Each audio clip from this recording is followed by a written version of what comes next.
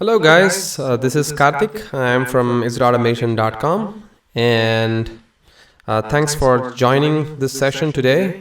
Even during this pandemic lockdown situations, we all are right now locked in our home, and even I am locked down in my home for past third week right now. And yeah, the situation is like this across the globe right now, and we have to make some difference. And yeah, this is something which is happening for the first time to us in our lifetime at least. And we are seeing this pandemic situation. We have never seen this kind of stuff before in our lifetime, but yeah, right now we are looking at it. So this is kind of a crazy time. I could see that, like, I mean, a lot of people are getting frustrated with it, like why this is happening and things of that nature. But yeah, that's totally fine. As of now, the only thing we can do is we can sit on our home, we can learn something, we can get our job done, we can stay safe, maintain the social distancing, which government is urging as much as possible, and yeah, keep our loved ones safe and healthy. That's what we can do right now. Well, that's it, and yeah. So I got some guys already who have really joined this session. So yeah, Queenstone's word. Hi, yeah, it's night already, and hi, Kaja Mohammed. Uh, DevOps, what does that mean? Is the questions is coming. I could see in the chat. So yeah. Well, as that said, let's quickly jump into the introduction of Azure DevOps. So in this session, basically, we are gonna just see like what is the so there is an echo. Interesting. Let me check what's going on.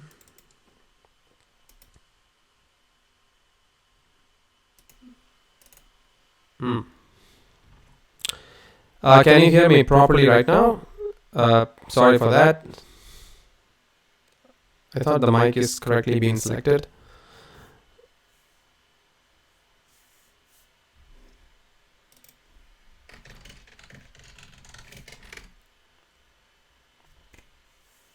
I'm just going to talk like an introduction and getting started with Azure DevOps. So you guys can hear better now? Is it still the echoes? Okay, cool.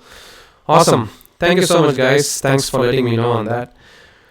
So, an introduction to getting started with the continuous integration, development, and delivery with Azure DevOps. So, what is this Azure DevOps? Basically, we have already discussed about Azure DevOps in many of my videos I have shared among the community in the YouTube. But yes, Azure DevOps is one thing which is pretty exciting. The reason being it has many great features that you already have got in the Team Foundation server or in the Jenkins and stuff. But this Azure DevOps is more refined than what it has to be than ever before. I don't know why the streaming rate is also okay. Still, you guys are not hearing properly. Interesting. Let's see. This is the first time I'm doing, so I'm pretty much not sure like why the voice is not going better. The mic it shows perfectly right now. The bitrate is also okay. Let's see. The audio bitrate seems to be okay as well. And that's the highest I have kept. So let me select 128 and I will give a shot.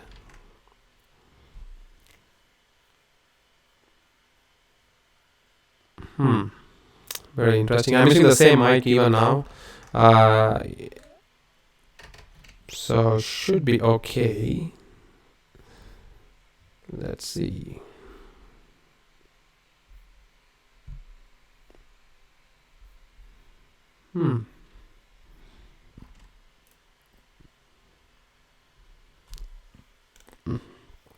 So Ramkumar says it's good for him.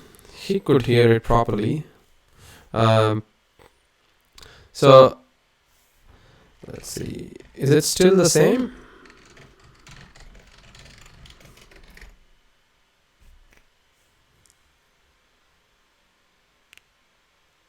Sorry guys, sorry for the hiccup for the first 5 minutes. It's terrible.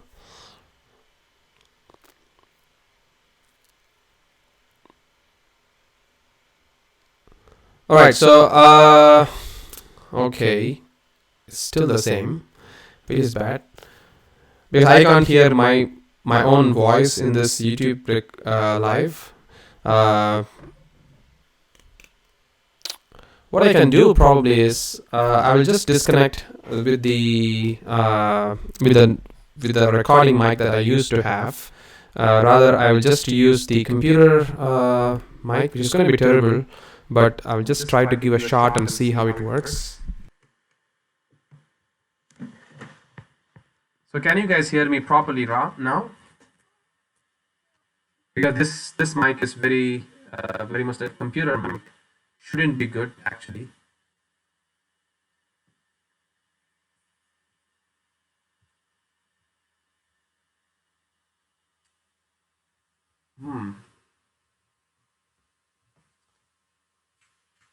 Let's see.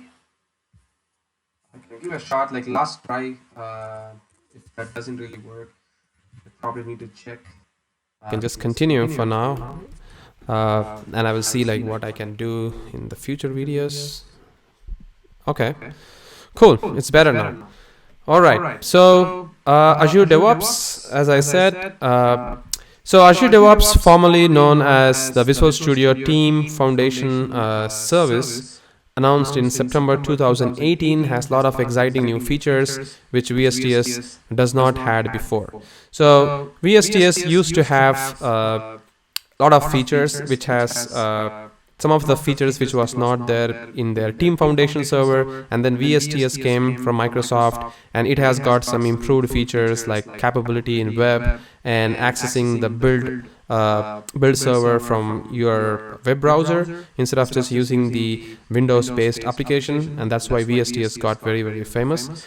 And then came Azure DevOps. So Azure DevOps was released on September 2018. They announced it, and of course it was in beta stage, and then the final version came on the early 2019.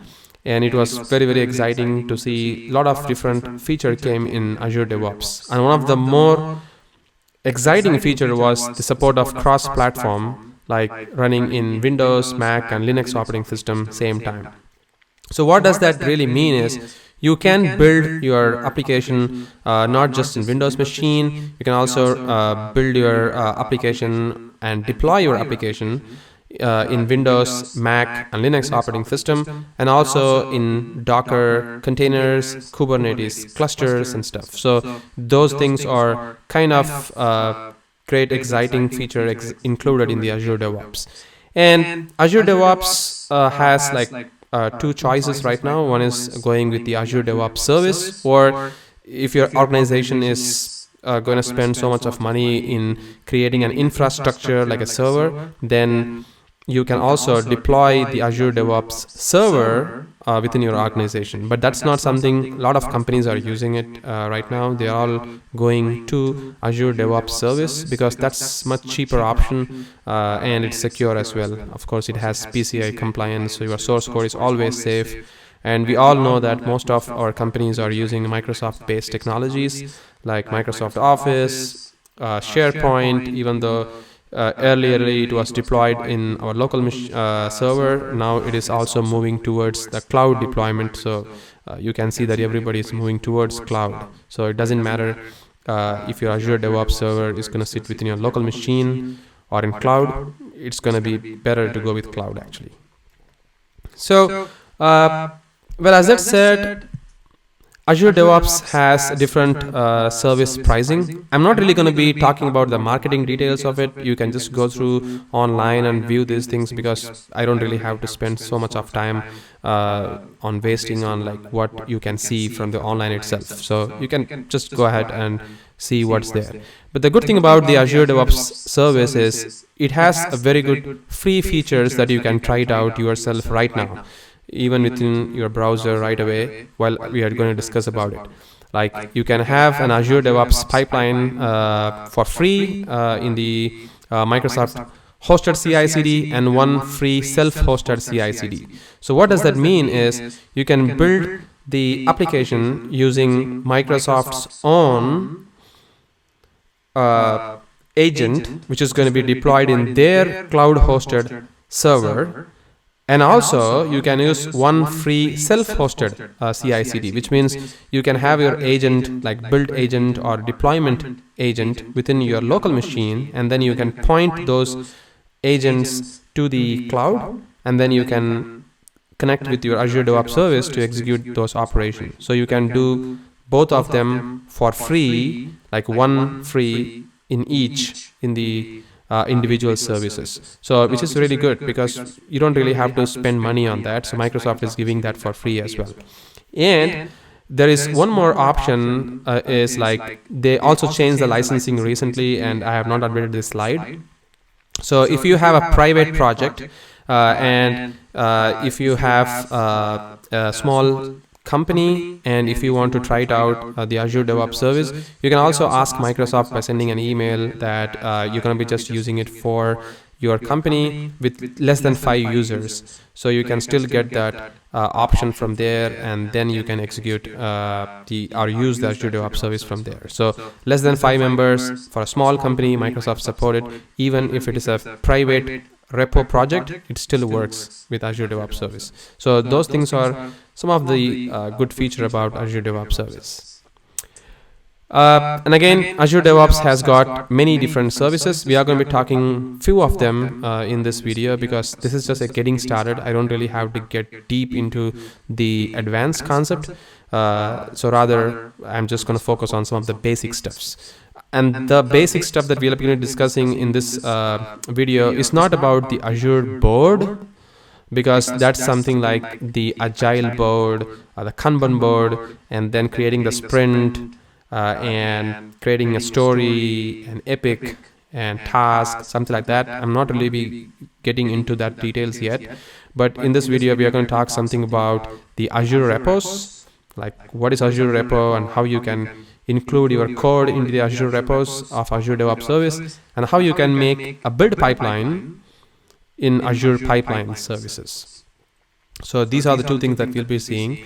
We don't really have much time while we discuss about the Azure test plan or artifacts and extension marketplaces, because those are more advanced concepts. And even within the Azure pipeline, you have two options. One is the Azure build pipeline, another one is Azure release pipeline, and there is something called as the deployment groups. So those are three important concepts that we need to understand in this pipeline. And we'll be discussing just about the build pipeline, and we'll see how we can create an artifact with the Azure build pipeline. It's going to be pretty straightforward, and you'll understand, at least you'll get the taste of what Azure DevOps is all about. And I could see that there is a weirdness on Azure DevOps service. People get confused with Azure DevOps service while I talk about Azure DevOps service while releasing a video. They think that Azure DevOps service is Azure of Microsoft. So Azure DevOps service is completely renamed version of VSTS. So yeah, basically they are two different things. Azure is different and Azure DevOps service is different. So system requirement of Azure DevOps service, very straightforward. If you have Windows, Mac or Linux operating system, and if you have Chrome, Edge or Safari browser installed in it, that's it. You can still go with that. And yeah, you can see this slide is actually from one of my course, which is Azure DevOps service course I have released in Udemy, which is continuous integration, development and deployment with Azure DevOps service. So these slides are from there. That's why you can see some of the information on the course. So I'm not promoting my course again here, but if you are really want to or keen on learning something more advanced, you can go ahead and see there. And as I said before, this video is not something I can really go deep into that, so we're not going to be touching in there. But again, Visual Studio is something you really require, because we are going to be checking in some code in the Azure DevOps service. So we really require Visual Studio code or Visual Studio, whatever is something that you have in your machine. Yeah, that's it. So these are the system requirement of it. And this is Visual Azure DevOps service. So I'm going to switch to the browser, and I will quickly show you how the Azure DevOps service is going to look like. So Azure DevOps service, where is that?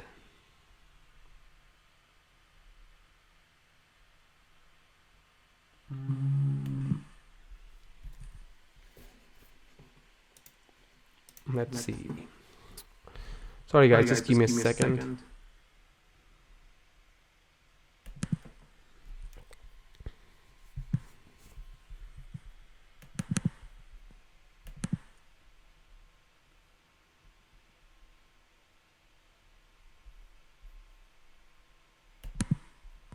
All right. Cool. So can you see my browser? I guess you can, because I could see that it's streaming.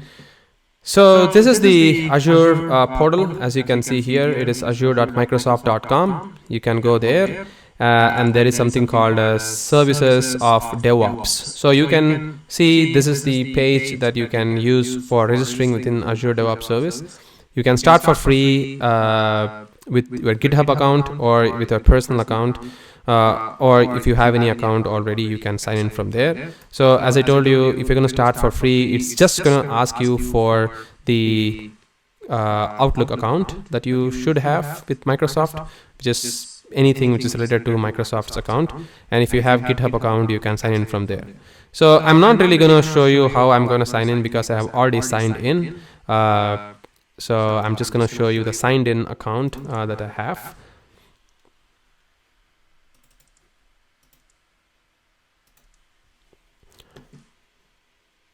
Which is going to be this one.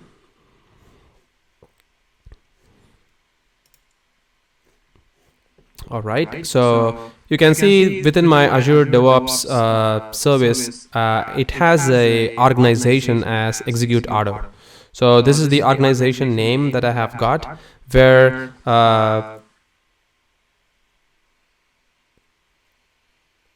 so you're saying that the resolution is not legible?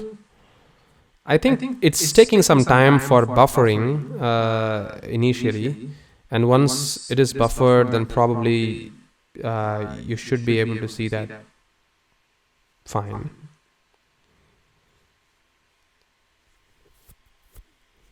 Quite interesting. YouTube is not that great while doing the live streaming or something. Sorry guys, just bear with me with this technology. It's just pretty slow, I guess. Maybe I don't know how to do it. So regarding the Azure DevOps portal that you can see in here, there are so many projects that I have really got right now, like pilot project, Udemy course project, Udemy Docker app, and EA employee app. So I have got like 4 projects, and I can keep on creating any number of projects for this particular organization. So you can also create multiple organizations within Azure DevOps, something like this, and you can see it's just going to ask you how you're going to create your organization and stuff. But as of now, I'm just going to stick with my default organizations, because there are cases within your companies where you may have multiple organizations within your company. For instance, one organization may be something like you can logically split the organization into something like a let's say one product which is going to deal with a bigger development, and there is one more product which is going to deal with something completely different options, something not related to the first product which is being developed. So you can split based on those organizations. But basically, just don't worry about the organization yet while we talk about the basic stuff. This is the basic organizations that is going to happen or created once you sign up for the Azure DevOps service, and then you will see this particular page where you can create new projects. So I'm going to create a new project here, and I'm going to call this as a demo project for today's demo. And I'm going to select the visibility as public, which means even you can have access. You mean whoever is attending this session, you can also have access if I give you the access of this particular link, and I can join you in there. If it is going to be private, then it's only me who can able to access this particular project, and nobody else can actually access this project.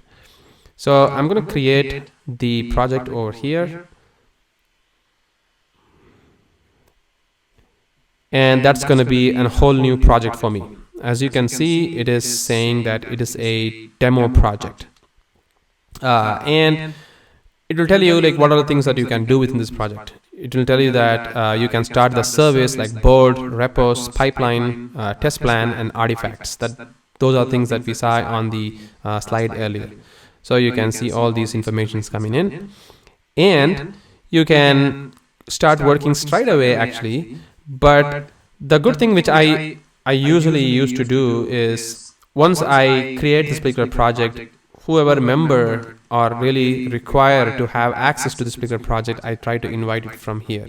So these are something which is a good practices, because what happens is sometimes while we create these kinds of project, and while just one person start doing it, there may be cases while we miss some of these structures which is required for all the team members. So it is essential that within the company or within the project, if 2 or more people are working, just try to invite them so that everybody will be in the same page while you're going to start something from the scratch. So that's what is going to be a good practice basically, while you invite the member, and you all have the same permission while you do that. And as I told you, I'm not really going to talk about the board stuff, which is going to be something like creating the Kanban board or Agile board, and then you create the sprint tasks and stuff. I'm really not going to talk about all these board stuffs here today, but I'm going to talk a little bit technical, which is going to be on the repos. So repos is more like, just consider repos is more like a GitHub repo or a Git repo that you have already worked on, where you can check in your code. So this is one of the repos of Microsoft's Azure DevOps service, where you can check in the code as well. So you can see you can clone this particular repo. This is the path as it shows. The execute auto is going to be your organization name at dev.azure.com, which is the domain name. And execute auto is again the organization name, and this is the project, the demo project of the Git of the demo project. So it pretty much tells you exactly what it is. So you can clone it from here. If you have SSH, you can do that. You can also generate the Git credentials if you want, and then you can try to check in the code and stuff. So you can do all sort of jazz from here, but I'm just going to use the much easier option, which is going to be clone from VS Code. So once I do that, it's going to open the Visual Studio Code for me, and it's just going to basically set up the URL for me, and it's going to ask me where I need to create this particular repository. So let's say I'm going to create this particular repository under my C colon somewhere. Let's call this as demo Azure repo. That's it. I guess you guys can't see that. I'm going to switch my Windows capture.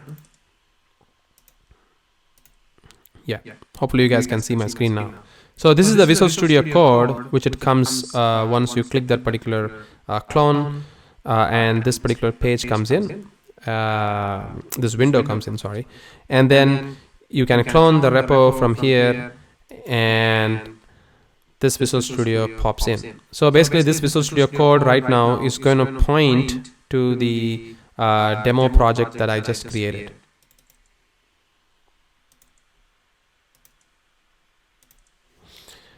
You can see this demo project, and if I try to open this particular folder, it is going to go into the location that I have selected my source code to be cloned, and then I can start working with the source code.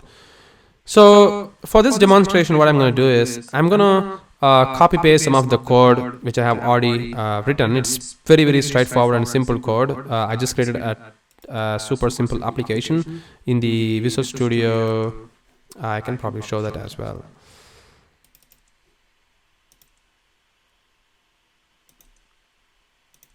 This one. So you can see this is a web application 3.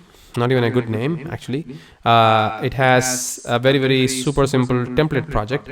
Like once the page has been opened, it is going to show you the application with hello world information. That's it. That's the super simple information comes in.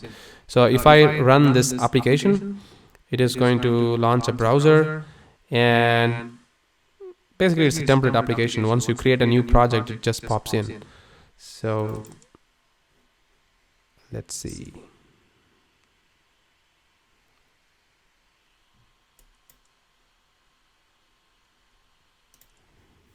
So you can see it's currently loading.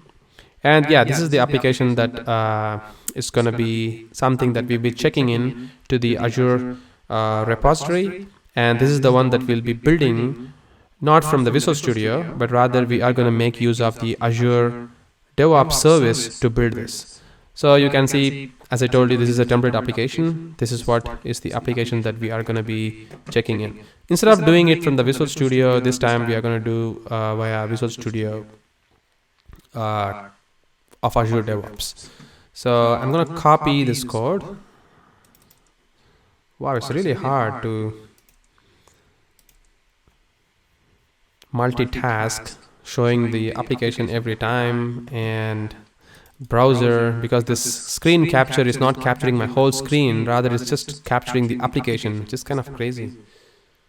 Maybe I don't even know how to do that.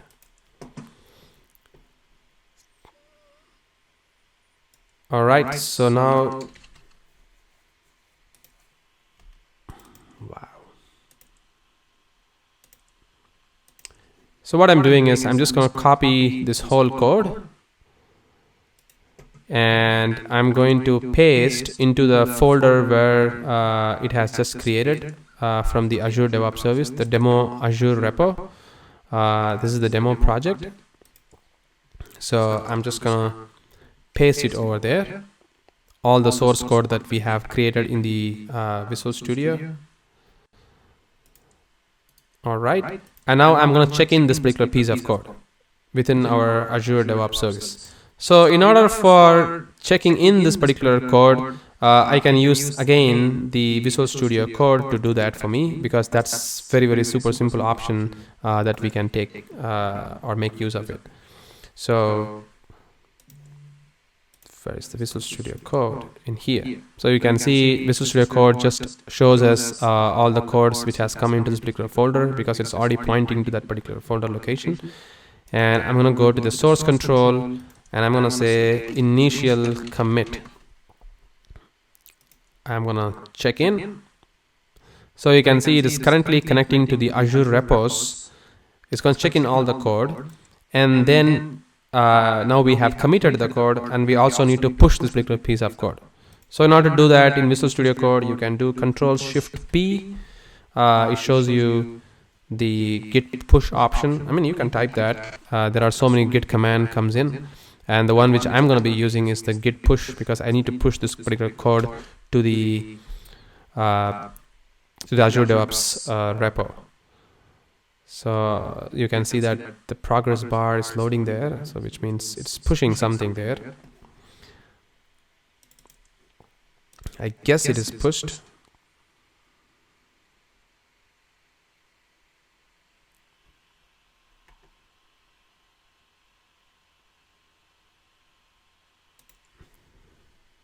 Alright, I guess it's pushed now. If I go to the browser, and now if I try to refresh this repos, hopefully the code would have already came into in here. You can see that the code is already sitting. The web app application 3 and all the source code that we have committed from there. So it says the initial commit. So which means it's currently working. right? So this is how you can check in the code. You can clone the repo from Azure Repo, from Azure DevOps service, and then how you can play around with it. So again, the other options are pretty much exactly like the same how you can do with the GitHub of the repository. It's like you can make the code check in, and then you can create a PR and stuff, everything from in here. For example, let's say if I make any code change. So again, that's a very good option Microsoft has got within in here itself. So you can also make the code change straight away within the Azure DevOps service, something like this. You can see it also shows you a very cool option like code editing options with color coding, and also with the option to show you the braces which has been selected. These are something which is pretty much like how you do with the Visual Studio on the IDE.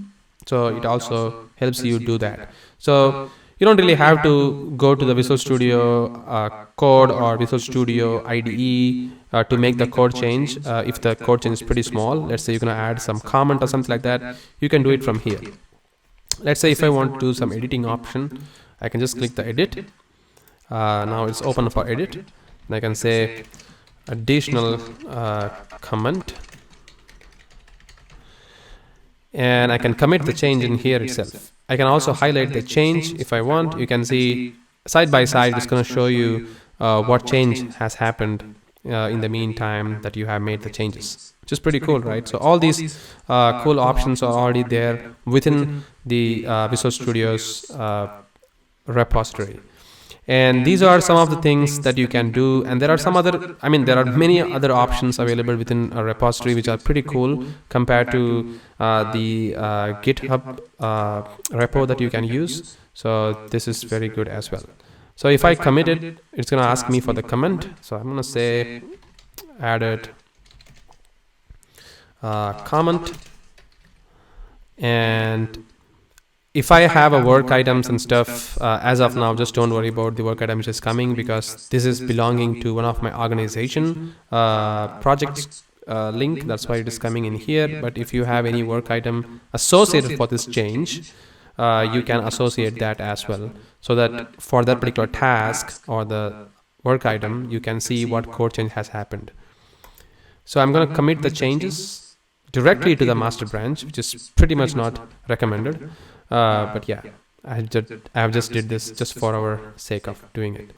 You can also create a pull request from here. Once I committed that, you can create a pull request, and you can assign to one of your team member to review your code, and then you can merge into the master. So again, I'm doing everything within the master, so there is no point in creating a pull request for merging within the master, right? So it's not something anybody will do in the industry, but yeah, just for the purpose of showing like how the code editing option you can do within the Azure repos, you can see from here.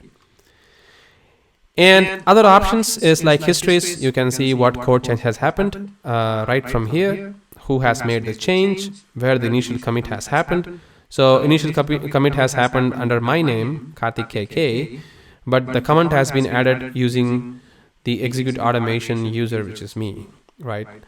This one. That's why you can actually see these two different logos there. Cool. Yeah. And this is the Azure repos for now. But there are other options like PR, code review, merge, code reviews, and then gated check-ins and all those stuff. I'm not really going to talk about all those more technical details in this getting started video, because that's not something you really need to know at this particular piece of time, because that's going to be more deep into the repository itself. So I'm just going to ignore that for now. And whatever you saw in the commit side, if you have more commits for a particular branch, you can see all the commits information in here.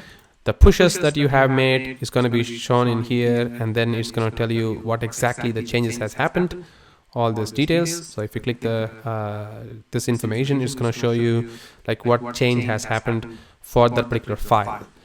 Pretty much like how you can expect on any source control applications, right? So all those details comes in, and you can see the branches which exist within your repos and stuff. That's it about repos. This is the basic stuff that you can do with the repos. And now you can see once I created a repo, once I have the source code in the repo, it's also telling me that there is something called a setup build, which means it's now telling me intelligently that, all right, you have a repository now. What are you going to do with this code? You have to somehow build this code within Azure DevOps service, like how you're doing it with Visual Studio Code or Visual Studio IDE. Just build this code so that you can then ensure that the code is being built. But what you're going to do with the build is the next option. Once you build the code, you need to either deploy this application to any one of the machine or any server or on the cloud or something like that. That's the next option, right? So all those things are going to happen in the place called as pipelines. So I'm not going to click this button right now. I'm going to show you how the pipeline page is going to look like. So you can see this is the blank page. Initially, you will have nothing in here. Like it is pretty much blank. There is nothing being displayed initially, but you can create a pipeline starting from here. So you can create a build pipeline. You can create a release pipeline. So basically, what is build pipeline? Build pipeline is like you're going to create a build, or maybe you're going to build your application from the scratch. That build is going to do many options. Something like it is going to get your source code from the repositories that you have mentioned, and then it is going to restore the packages, and it's going to build the code. It also runs some unit test during that build process, and if any one of the unit test fails, then you don't really have to release that product, right? So you can do all those stuff within that build pipeline. And once the whole build is successfully done, you can then do a release of the code with the release pipeline. And release is something that you can release with, not just with this Azure DevOps service, rather you can release it with any other third-party application. I have seen companies where they use third-party tools like Octopus to release the application, to deploy the application, or they use the TeamCity to deploy their application. So you have many options to do that. So you can use the release pipeline for doing it. And again, the next question comes is, what if I have within my organization that we are using the Jenkins for doing the build, and we just use Azure DevOps service for the releasing, like deploying pipeline, then yeah, you can do that as well. So any one of those options you can use it. You can use Jenkins for build pipeline, and then you can use just the Azure DevOps service for release pipeline, or the other way around. You can use the Azure DevOps service for the build pipeline, and for deployment you can use the Jenkins, but Jenkins is not recommended. But let's say you use Jenkins or Octopus for doing it. Yeah, anything is fine. That's how things works in the pipeline world. So I'm going to create a pipeline here. I'm going to call this as a build pipeline. So I'm going to hit this create button, create pipeline button, and this pipeline comes in. Again, guys, Microsoft has changed a lot of things in this particular pipeline section. So you can see during the release on 2018 September, I guess, while they released this product, there was just this classical editor option without YAML file. But later, on 2019, early 2019, I guess on January, February, March, something like that, they released this new pipeline option, which is with YAML file. So YAML file, don't worry about it yet. It's also very, very simple. It's pretty much like Jenkins file, which Jenkins has. It's pretty much exactly the same concept here, but just that it is even more better, more intelligence oriented, and much flexible to work with. But you can use this classical editor for getting started to see how the UI is going to look like. It's pretty much like not verbose, but it is more towards like a UI based. So once it's like that, it's going to ask you which repository that you're going to be selecting. So I'm going to select the master branch of this demo project repository that we created earlier. This one. I'm going to hit continue. And then it's going to ask me for the templates. So if you are keen enough to learn templates, or maybe if you want to create a new template by your own from the scratch, you can do that. Or you can just choose one of the template which is available. I guess most of the template that you really require is already there in here. You don't really have to create something from the scratch completely. So this time the application that we built was an ASP.NET Core application. So I'm just going to select the ASP.NET Core. But if you have some other applications, you can choose that template for your choice. So I'm going to choose this guy. I'm going to hit apply. And you can see that this brings me up a whole new page on the pipeline. And it's going to tell me that this build pipeline, all right. So what are you going to do with this pipeline? Are you going to build this on a specific agent that you have? Or are you going to build it with an agent which is available within Microsoft? So guys, remember while I was talking in the initial slide that Microsoft's, once you sign up for Azure DevOps service, there are going to be two agents basically. One is the cloud hosted agent, which is going to be free for you.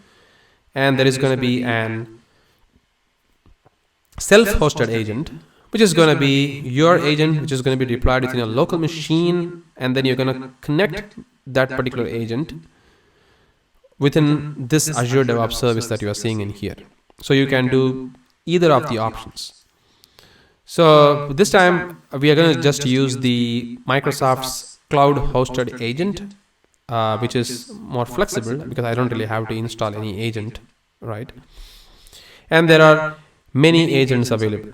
So that is also very important. So I can show you what are the different agents available. So if I go to the project settings in the Azure DevOps, there is something called as agent pools in the pipeline, as you can see in here.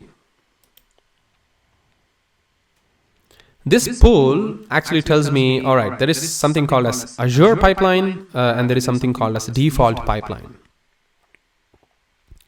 So the default pipeline is the pipeline that I used to use while I try running the test across all my projects. But the Azure pipeline is the Microsoft's cloud hosted pipeline. So if I go and select the agent in here, you can see that there are 10 pipeline agents. And there is a hosted agent. If I click this hosted agent, and if I see the capabilities, if I see the jobs it has executed in here, it just shows me, but let's say, excuse me. If I go to the Azure Pipeline 10, I have never used this at all. And if I see the details of all this pipeline, it's going to tell me that the owner is actually from the Microsoft Visual Studio service.tfs. So it's not even me, it's just from the cloud, from the Microsoft, and that's why it is showing the owner as this. But if you have your own agent installed by your own local machine, then the owner is going to be you, who is going to control this particular agent, right? This is currently not controlled by me. The owner is different, which is Microsoft in this case. So, as I told you before, there are many different agents within the Microsoft's pipeline. The one agent which I'm going to be choosing is going to be the Windows agent. So you can see there are agents on Mac operating system, on the Ubuntu operating system, and within Windows, like there are Windows 2012 R2, Windows 2016 Server, and Windows 2019, which is the current edition. So 2019 in here is actually Windows 10 with Visual Studio 2019. So I'm just going to choose this guy, this agent, for executing. And this is going to be a cloud agent.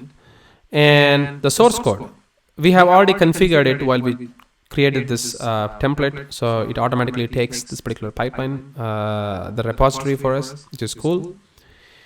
And the agent jobs. So you can see it's going to just tell me that, all right, inherit from the pipeline, which is this one. All the informations are going to be inherited from there. And then if you have a parallel execution requirement for doing that, you can do that if you want. But if you don't really, then you can just ignore that for now.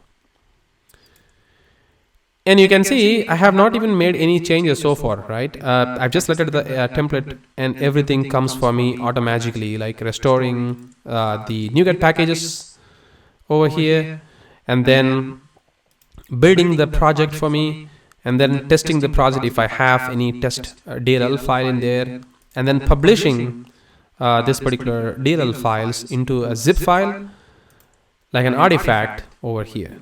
So all these templates comes in. But let's assume that you have other requirements. Let's say you want to also do a copy of Selenium test that you have within your project. Then you can click this plus button there, and then you can see there is a whole lot of tasks comes in.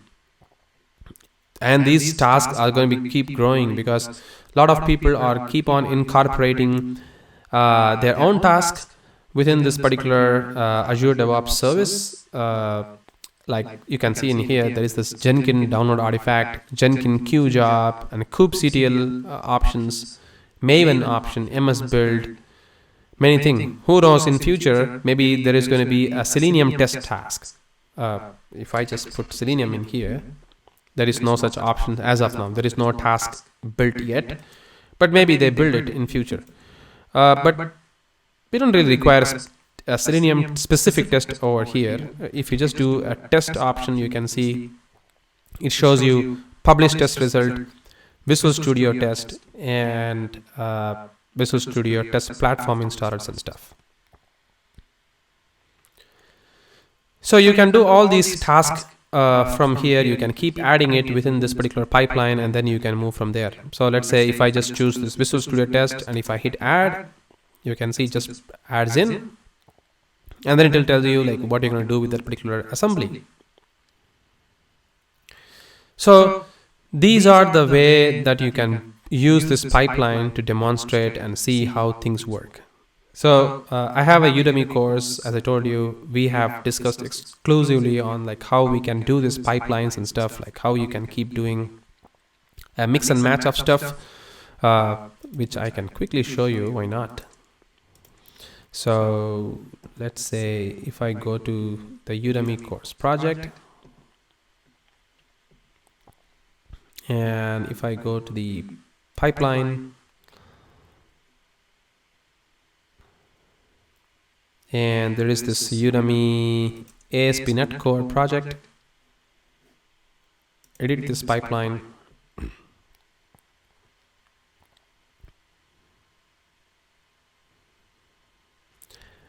and you can see we have did some UI testing, we have did some provisioning and publishing the artifacts for the same options. So these are something which you really require for doing the UI automation with Selenium. All right. So yeah, you can keep adding this task, like how your company is going to deal with that. I mean, if you want to do some deployment if you're going to do some sort of container options or Kubernetes option during that execution, during the build options, you can do all those options from here with this task. All right. So I'm just going to leave all these options as it is, like how the template came in, except I changed the pipeline to choose the agent specification. I'm just going to hit save and queue new build. So I'm going to do a first build right now, and I'm going to see how it actually going to work. So I'm going to say, all right, created first build. And I'm going to hit save and run. So what's basically going to happen right now is it's going to grab the source code from the master branch, and then it is going to start doing a build option for me. Seems like there is some issue with the DevOps as of now. If I refresh this, this page comes into life. It was not the case before. I think it's because of the COVID season. Now if I go to the pipeline, you can see that there is some execution happen, and it clearly says that it is manually triggered, which means there is an option to do an automatic trigger, right? It's because the build has to happen automatically. Once you do a code check-in, the build has to happen by itself. So we are not doing that yet. We'll talk about that as well. So you can see that it is now grabbing some stuff for us. Just pretty fast. The execution happened as well, and the artifact is created. Pretty cool. So we'll quickly see what's really happened all this time in 44 seconds. So initially, if you go to this particular job, once we triggered that, it says that, all right, so I'm going to go choose from the Azure pipeline pool, which I showed you on the settings. And then it's going to grab the Windows 10 with 2019 Visual Studio install on it, which is a hosted agent. See, it's clearly telling you that it's a hosted agent. It's not a local agent that you have installed, the self-hosted agent. It is the Microsoft's cloud hosted agent. And it also tells you that the duration is 44 seconds, and it did some parameter, like initial job preparation parameters, and then it queued the execution, and then it started to build it. So initially, it did the code checkout from the repository that we just have created in our repository there, this one. It checked out all the code completely. Again, if you have a GitHub, you can do that as well. You can do the integration, so doesn't matter. You don't really have to use only the Azure repos. You can use the GitHub repo as well, just for your information. So the code has been checked out, and then it restored the NuGet packages, because we know that it's a .NET code and it has so many code dependencies. So you need to restore the code. So it's restoring all the NuGet packages to restore the code to be executed. So once the restoration is done, then it's going to do a build over here. As you can see, the build has happened for the web application 3 that we saw in the Visual Studio IDE. And obviously there is no test. That's why it says that the project has no matching pattern specified, which matches. And then it is doing some publishing option, which means it's going to zip all the DLL file for us. And then it is going to create an artifact for us, which is also sitting in this particular location. And I will show you what this artifact is going to be looking like. So if I go to this agent job, you can see that this one artifact produced is a little bit highlighted for me in hyperlink. So once I click this guy, it takes me to this place, and there is this drop folder. So once I click that, you can see it downloaded for me as a zip file. And then once I open it, obviously you can't see my screen now. Let me just give me a second.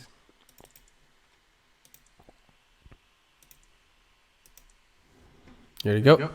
You can see this web application 3.zip has got this this DLL files and the www root, which is required for the application deployment on an internet information server or any server of your choice. I mean, I'm saying the IIS can be within your local machine, or it can be even an cloud hosted agent or something like that. All right. So this is the artifact. So now we have did the build as well, and our build has successfully completed. And this is the build pipeline. So you can see this build pipeline, as I told you, as of now, we have used the agent which is hosted by Microsoft.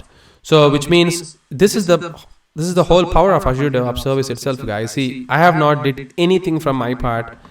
Just doing this whole demonstration. I started everything from the scratch, created a new project, created a new repo, created a new build pipeline, and I also did a build pretty instantly, very quickly, without even installing anything within my machine. But if you see, let's say if you're going to do that with your TeamCity for building, you need to have a build agent installed within your machine. If not, the build is not going to happen.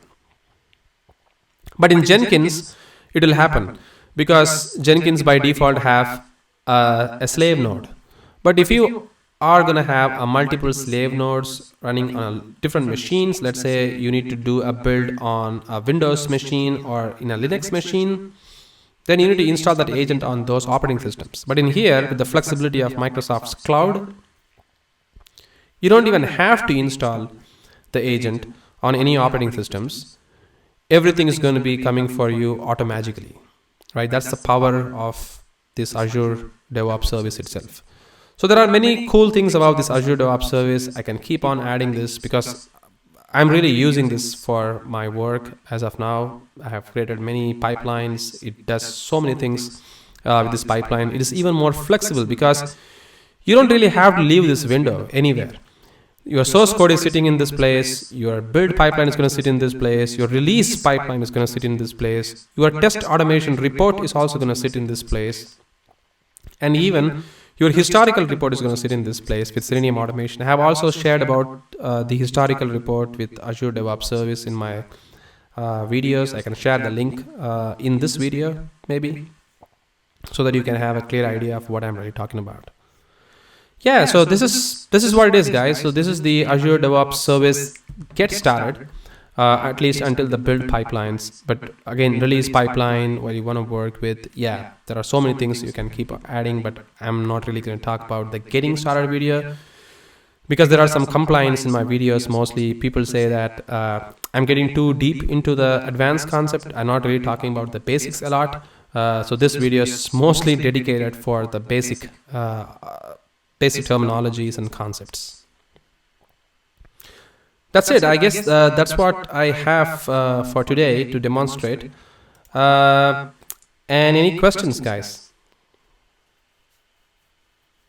I'm very, very sorry for the quality of this video, echoes and stuff. I have no idea of this broadcasting stuff. I have never did this before. Sorry about that.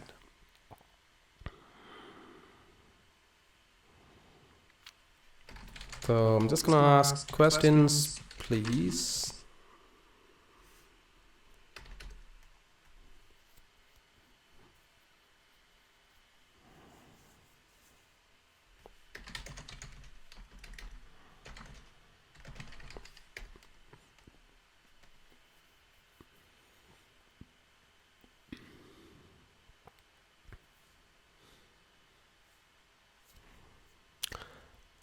We got 3 minutes, and I'm just expecting some questions to come in from people like you. Like, what do you feel like Azure DevOps? Are you trying it out right now with your machine?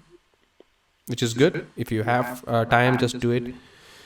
I guess this is the better time to learn something new during this lockdown period because we are stuck in home for a longer time than in office like before.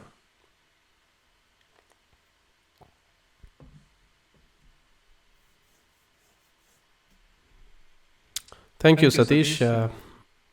And regarding a question,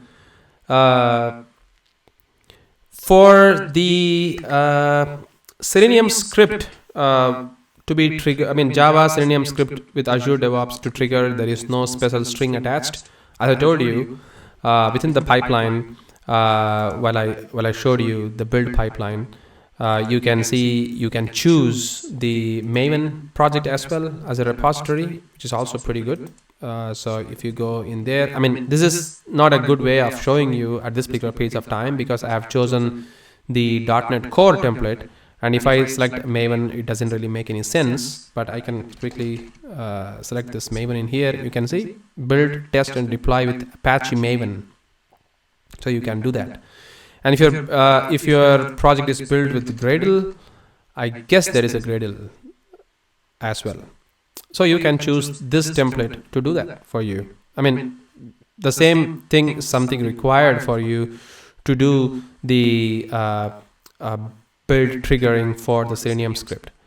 And anything special to be done for this spec flow running? Nothing. It's pretty much exactly the same thing because in my earlier in my course videos, I have used SpecFlow, .NET Core 3.1 framework as well, and it works like a charm. It also generates extent report for you. And yes, you can attach the screenshot, but not in the test plan, basically, because what happens is once you do a release execution, your test is going to run on the release pipeline, and it won't automatically attach with it within that particular test plan. But let's say if your release is associated with a test plan, then you can actually see the test result in the test plan, but not the attachment. So if you see a test plan there specified in the particular release, and once you click that particular link, it directly takes you to the release pipeline once again, and it will show you that report.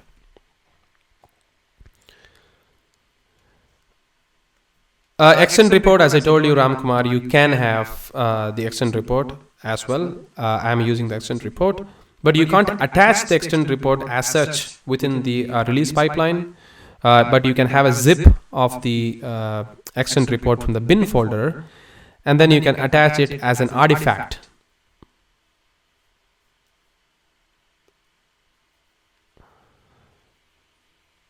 No, you cannot. You cannot do that. You cannot attach that in the test tab in the release pipeline, like attaching the extend report in there. Yes, you can see the screenshots in the release pipeline. I have also released a video on that. It is there even right now in YouTube. You can go ahead and watch there, like how you can do that. It's also pretty cool. All right, cool. So I guess time's up. It's 10 p.m. right now. I gotta go sleep because tomorrow I have to wake up by 5. Well, thank you so much for joining, friends. It was really great to meet you all online. I know there were some hiccups with this technology. I probably fix that for the next live where we're going to talk, and we'll see how it goes. And once again, thank you very much for joining, and you be safe, keep social distancing as much as possible, and enjoy your life. Thank you so much.